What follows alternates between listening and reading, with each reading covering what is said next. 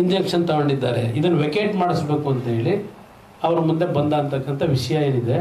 ನೀವು ಅದನ್ನು ನೋಡ್ಬಿಟ್ರೆ ಡೀಟೇಲಾಗಿ ನೋಡಿಲ್ಲ. ನಾನು ಕಾರಲ್ಲಿ ಬರ್ಬೇಕಾದ್ರೆ ಈ ವಿಷಯ ಗೊತ್ತಾಯ್ತು ನನಗೆ. ನೀವು ನೋಡ್ಬಿಡಿ ಇದನ್ನು, ಅವ್ರು ಏನು ಹೇಳಿದ್ದಾರೆ ಅಂತ ಹೇಳಿ. ನಂತರ ಆಮೇಲೆ ಮಾತನಾಡ್ತೀನಿ.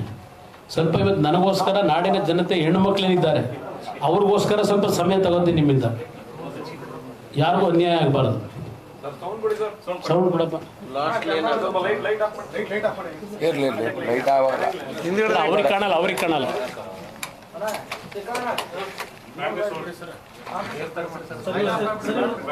ವಾಲ್ಯೂಮ್ ಕೊಡಪ್ಪ. Devaraj Gowda, advocate Devaraj Gowda. Line particular line ಮಾಡಿ. ಕಾರ್ತಿಕ್ಕು ಹಣ ಈ ಕೇಸಲ್ಲಿ ಒಂದು ವಕಾಲತ್ ಹಾಕಿ ಅಂತ ಬಂದ. ಅಬ್ಜೆಕ್ಷನ್ ಆಗ್ತದೆ. ಏನಪ್ಪ ಅಂತಂದ್ರೆ ಈ ಥರ ಎಲ್ಲ ವಿಡಿಯೋ CD ಬಗ್ಗೆ ಅವರು ಸ್ಟೇ ತಗೊಂಡಿದ್ದಾರೆ ಅಲ್ಲಿ. ಸೊ ಅದರಿಂದ ಇದನ್ನು ಒಂದು ಅಬ್ಜೆಕ್ಷನ್ ಹಾಕೊಂಡ್ರೆ ಅದೇ ಸೆನ್ಷನ್ ಹಾಕಕ್ಕಾಗಲ್ಲ. ಏನು ವಿಡಿಯೋ ಬಾಯಿ ಮಾಡೋಣ ಅಲ್ಲಿ ಅಬ್ಜೆಕ್ಷನ್ ಹಾಕಿ ನೋಡ್ಬೇಕಲ್ಲ ಅಲ್ಲಿ.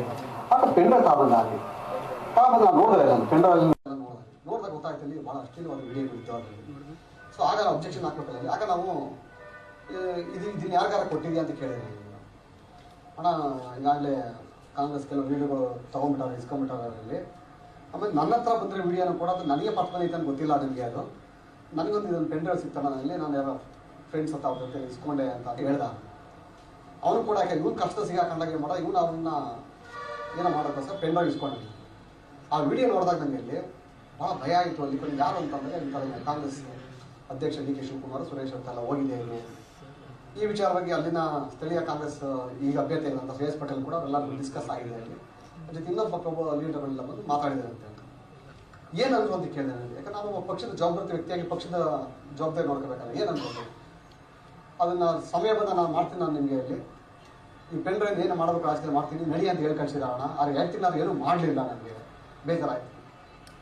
ತಕ್ಷಣ ಇಷ್ಟೆಲ್ಲ ಘಟನೆ ಆದಮೇಲೆ ನಾನು ಅವನಿಂದ ವಕಾಲತ್ ತಗೊಂಡು ಏನು 80 ಇನ್ನು ಒಂದು ಜನ ನಮ್ಮಿಂದ ಮೊದಲಿದ್ದ ಅವೆಲ್ಲ ವಕಾಲತ್ ಅಬ್ಜೆಕ್ಷನ್ ಹಾಕಿದ್ಮೇಲೆ ನಾವು 88 ವಕಾಲತ್ ಹಾಕೋಣ ಅಂತೇಳಿ ನಾನು ಹಂಗೆ ಪೆಂಡಿಂಗ್ ಬೆಳಿಕೊಂಡು ನಾವು ವಕಾಲತ್ ಹಾಕಿಲ್ಲ. ಸೊ ಈ ಕಾರ್ತಿಕ್ಕು ಹಣ ಈ ಕೇಸಲ್ಲಿ ಒಂದು ವಕಾಲತ್ ಹಾಕಿ ಅಂತ ಬಂದ. ಅಬ್ಜೆಕ್ಷನ್ ಹಾಕ್ತಾರೆ. ಏನಪ್ಪ ಅಂತ ಈ ಥರ ಎಲ್ಲ ವಿಡಿಯೋ CD ಬಗ್ಗೆ ಇನ್ನೊಂದಿದೆ. ಸೊ ಅದರಿಂದ ಒಂದು ಅಬ್ಜೆಕ್ಷನ್ ಹಾಕೋಣ. ಸುಮ್ಮನೆ ಹಾಕೋಕ್ಕಾಗಲ್ಲ. ಏನು ವಿಡಿಯೋದ ಬಗ್ಗೆ ಮಾಡೋಣ ಅಬ್ಜೆಕ್ಷನ್ ಹಾಕಿ ನೋಡ್ದೆ ಇಲ್ಲ ಪೆಂಡ್ರೈವ್ ನೋಡೆಲ್ಲ ನೋಡಿದಾಗ ಗೊತ್ತಾಗ್ತೀನಿ.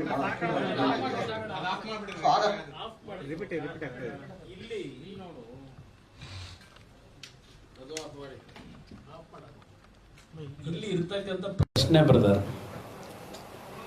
ಈಗ ಶುರುವಾಗುತ್ತೆ ಅಧ್ಯಾಯ, ಹೊಸ ಅಧ್ಯಾಯ. ಇಲ್ಲಿ ಪ್ರಶ್ನೆ ಭಾಳ ಪಾಪ ಆತರವಾಗಿ ಲಕ್ಷಾಂತರ ಪೆನ್ ಡ್ರೈವ್ಗಳು ಮಾಡಿ ಹಂಚಿದ್ದು ಆಯಿತು. ನಮ್ಮ ರಾಜ್ಯದ ಮುಖ್ಯಮಂತ್ರಿಗಳು ಸುಮಾರು 10 ಬಾರಿ ಸೂರ್ಯ ಚಂದ್ರ ಹುಟ್ಟೋದು ಎಷ್ಟು ಸತ್ಯವೋ ಕುಮಾರಸ್ವಾಮಿ ಮಂಡ್ಯದಲ್ಲಿ ಸೋಲೋದು ಅಷ್ಟೇ ಸತ್ಯ ಅಂತ ಹೇಳಿಕೆ ಕೊಟ್ಟರು. ಒಂದು ಬಾರಿ ಅಲ್ಲ. JDSನ 3 ಅಭ್ಯರ್ಥಿಗಳು ಸೋಲ್ತಾರೆ. ಇದರಲ್ಲಿ ಬೆಂಗಳೂರು ಗ್ರಾಮಾಂತರದಲ್ಲಿ ಮಂಜುನಾಥ್ ಅವರು ಸೋಲ್ತಾರೆ. ಈ ಭವಿಷ್ಯ ಇದ್ಯಾವ ಕಲ್ತರು ಹೇಳೋದು ಅಂತ ನಾನು ಕೇಳಿದೆ. ಅದಕ್ಕೆ ಉತ್ತರ ಕೊಡಲಿಲ್ಲ. ಒಂದು 10 ಬಾರಿ ಹೇಳಿದ್ರು. ಯಾವುದೇ ಕಾರಣಕ್ಕೂ 3 JDSನ ಅಭ್ಯರ್ಥಿಗಳು ಗೆಲ್ಲಲ್ಲ, ಮಂಜುನಾಥ್ ಅವರು ಗೆಲ್ಲಲ್ಲ. ಇದು ಮುಖ್ಯಮಂತ್ರಿಗಳು ಕೊಟ್ಟಂತ ಹೇಳಿಕೆ. ಶಿವಕುಮಾರ್ ಕೊಟ್ಟರೆ ಹೇಳಿಕೆನ ಯಾವ ಕಾರಣಕ್ಕೂ ಕುಮಾರಸ್ವಾಮಿ ಮಂಡ್ಯದಲ್ಲಿ ಗೆಲ್ಲಲ್ಲ.